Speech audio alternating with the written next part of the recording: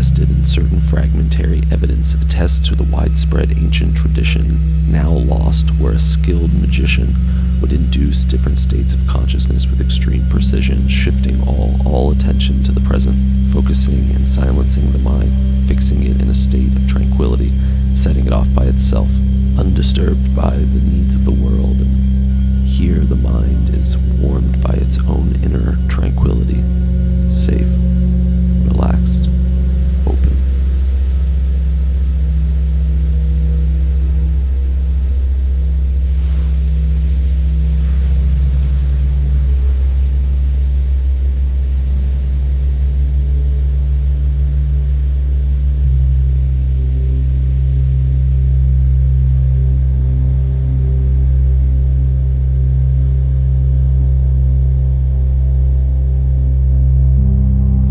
Inevitably, the mind takes over and goes deeper by its own accord. The limits are endless, boundless depth, open. Open wide the mind, do not resist any wandering thought, any fleeting fantasy. Let them arise and dissipate, just let go of caring and observe the coming and going.